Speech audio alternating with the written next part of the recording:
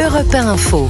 15h17 sur Europe 1, chers auditeurs, vous avez l'habitude d'écouter à cette heure-ci Marie-Estelle Dupont et Romain Desarmes. Mais aujourd'hui, Europe 1 bouleverse ses programmes. On suit l'actualité politique avec vous, Pierre Devillenot. Europe 1 Info, édition spéciale. Avec Georges Fenech, Catherine Ney et Alexandre Chauveau du service politique d'Europe 1 qui sont là avant de rejoindre Manon Ombry. Écoutons ce qu'a dit Marine Le Pen tout à l'heure devant le QG du Rassemblement national. Une mesure de sagesse. Voilà, donc ça règle la question de la censure. Et maintenant, ça pose une question au président de la République. Est-ce qu'il peut continuer à résister à la dissolution ? Je l'appelle à dissoudre l'Assemblée nationale. Car nous sommes au bout du chemin. Et il n'y a pas de solution. Il n'y en aura pas plus demain. Et par conséquent, la seule décision sage dans ces circonstances est prévue par la Constitution de la Ve République, c'est d'en revenir aux urnes et que les Français donnent une direction au pays.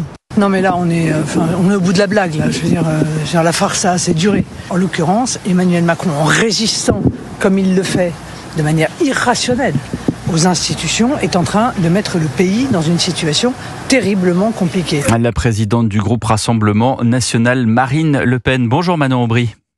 Bonjour. Eurodéputée LFI, merci d'être avec nous en direct sur Europe 1. Là-dessus, vous êtes d'accord avec Marine Le Pen sur la dissolution ?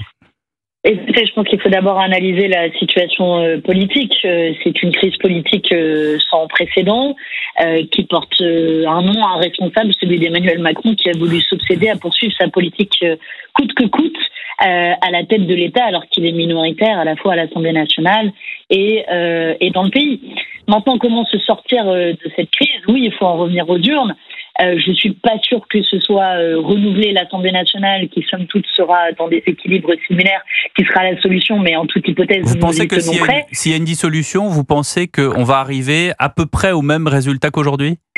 Écoutez, le problème aujourd'hui, c'est pas l'Assemblée nationale, on va pas se raconter l'histoire. Le problème, c'est Emmanuel Macron lui-même. C'est lui qui s'obstine à l'Élysée contre vents et marées, ça, c'est une autre hypothèse. Qui a utilisé sa dernière carte avec Sébastien Lecornu.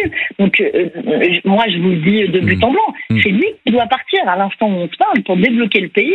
Il faut qu'Emmanuel Macron s'en aille. Que ce soit une démission de sa part ou une destitution, ça passe d'abord par là pour remettre les compteurs à zéro. Ce qui paraît quand même le plus, vraisemblable, c'est qu'il ne parte pas. C'est qu'il soit là jusqu'en 2027, Emmanuel Macron. S'il ne part pas, quelle est l'autre solution, Manon Ombry ? On a arrêté de faire des paris sur ce qui est le plus probable. Je crois que s'il y a un an, on nous disait qu'on se retrouverait dans une telle situation politique, personne n'en aurait pris le pari. Moi, je vous dis, en tant que responsable politique, quelle est la meilleure manière de sortir de cette crise qui est sans précédent, qui illustre d'ailleurs l'impasse de la Ve République et qui, je pense, va poser les bases d'un nouveau système institutionnel. Mais pour ça, il faut d'abord qu'il y ait une élection présidentielle, parce que dans notre Ve République à l'heure actuelle, si vous voulez remettre les compteurs à zéro, alors il faut que l'on retourne aux urnes pour d'abord nommer celui qui dirige la France et ensuite une nouvelle Assemblée nationale qui permettra de définir, je l'espère, de nouveaux équilibres. Question pour vous, Georges Fenech. Bon, simplement que je suis d'accord avec Manon Ombry. Oui. Ça peut se produire. C'est pas grave. Voilà, moi, tout va bien. Je pense que c'est même une bonne chose. Je pense que la solution aurait dit encore, celui à qui on se réfère toujours, le général de Gaulle, aurait dit le retour au peuple. C'est le peuple qui est souverain, voyez-vous. Est-ce que, moi, ce qui me fascine, Manon Ombry, ce qui me fascine, et ce qui m'inquiète aussi, c'est que le pouvoir est vacant, aujourd'hui. Où est-il, le pouvoir ? Il n'est pas à l'Élysée. Il lui reste un seul pouvoir, dissoudre. Le pouvoir n'est pas à Matignon, il n'y a plus de Matignon. Si, ils font un pot d'accueil et de départ. Il n'y a plus de Matignon. À l'Assemblée, il n'y a pas de majorité. Et le pouvoir n'existe plus dans notre pays. Pendant ce temps-là, les conséquences qu'on a rappelées tout à l'heure, vont s'aggraver. La France va connaître une situation où tout risque de péricliter si une décision ferme n'est pas prise. Moi, je ne crois pas, Manon Ombry, à votre solution de mettre en cause l'article 68 de la Constitution et la destitution.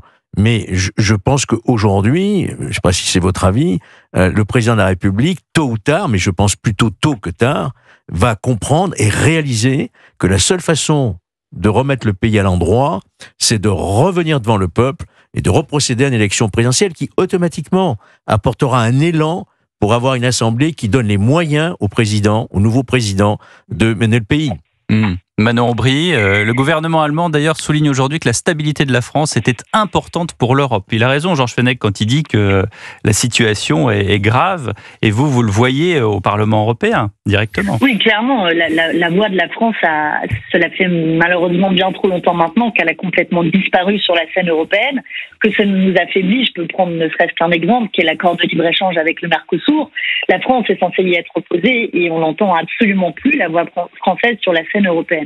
Mais pour répondre sur la destitution, peut-être, moi j'ai aucun souci si Emmanuel Macron s'en va de lui-même et qu'il démissionne. Mais vous avez bien compris qu'il vit tellement dans son palais doré déconnecté de la réalité que manifestement, pour le moment, il ne s'y résout pas. Et donc, ce que nous proposons, c'est l'examen de notre motion de destitution qui, quand même, a été signée par 104 députés à l'Assemblée nationale, et nous demandons son examen le plus rapidement possible pour que chaque député ait à se prononcer sur la poursuite ou non de ce chaos politique, pour qu'on essaie de trouver une issue par le haut, parce que si on attend qu'Emmanuel Macron revienne de lui-même à la raison, j'ai peur qu'on attende un peu trop longtemps. Donc d'ici là, moi ce que je propose, c'est deux choses. Un, que la motion de destitution soit examinée le plus rapidement possible à l'Assemblée nationale, et une deuxième chose, qui est une réunion de toutes les composantes fondatrices du nouveau Front populaire pour qu'on puisse discuter ensemble pour l'instant, de la marche avec. Pour l'instant, c'est mal parti parce que Marine Tondelier a refusé l'invitation et les socialistes également.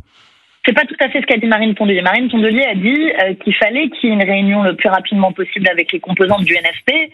Elle a dit que ça ne se passerait pas au siège de la France insoumise. Bon, moi j'ai pas de fétichisme sur le lieu.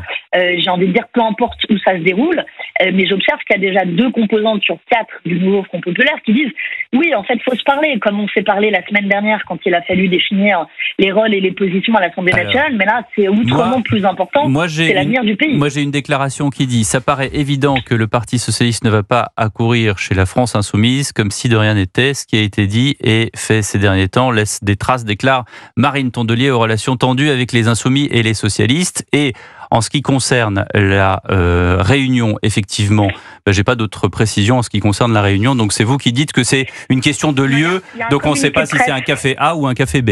Il y a un communiqué de presse, si je peux me permettre, des écologistes que j'ai sous les yeux, qui appelle à un rassemblement qui disent la gauche et les écologistes doivent être à la hauteur du moment. Nous proposons à nos partenaires de nous rencontrer. Ce sont les termes exacts. Donc, allons-y, en fait, ne perdons pas de temps. Bonjour Manon Aubry, vous le disiez, la position des Verts reste à déterminer. Ce qui est sûr, c'est que le PS ne repartira pas avec vous si demain il devait y avoir une dissolution. Est-ce que c'est pas une illustration, en tout cas la preuve que votre stratégie d'adopter une certaine forme de radicalité depuis 2022 n'est pas contre-productive ? Écoutez, en ce qui nous concerne, on est resté fidèle au programme du nouveau Front populaire, y compris à sa stratégie électorale. C'est passé assez inaperçu, mais il y a eu ces dernières semaines des élections législatives partielles, et nous avons fait le choix de poursuivre cet accord. On ne présentons pas de candidature dissidente face à différentes composantes du nouveau Front populaire. Et ce que nous proposons à ce stade, c'est que tous ceux qui se retrouvent encore dans ce programme puissent se réunir. Si certaines composantes du Parti socialiste ne le souhaitent pas, je le regrette à titre personnel, parce que j'ai toujours été, moteur dans un rassemblement le plus large possible. À la base, moi-même, je venais même pas des rangs insoumis, mais de la société civile et des rangs associatifs. Et je pense qu'à l'heure où notre pays vit au bord de l'abîme, il faut qu'on s'interroge tous collectivement sur la manière de se retrouver sur des bases claires. Donc là où je vous l'accorde, c'est qu'on ne peut pas se retrouver et dire la réforme des retraites, on ne sait pas très bien si on l'abroge ou pas, on ne sait pas très bien si on fait une réforme de justice fiscale complète ou pas, si on augmente le SMIC ou pas. Oui, il va falloir être clair sur tous ces sujets, mais c'est ce qu'on avait fait avec le programme du nouveau Front populaire qui, pour moi, doit encore rester notre boussole. Une dernière question avec une réponse assez courte, Manon Aubry, mais je pense qu'elle sera assez courte. Si on propose un Premier ministre de gauche, en l'occurrence Bernard Cazeneuve, vous suivez ou pas ?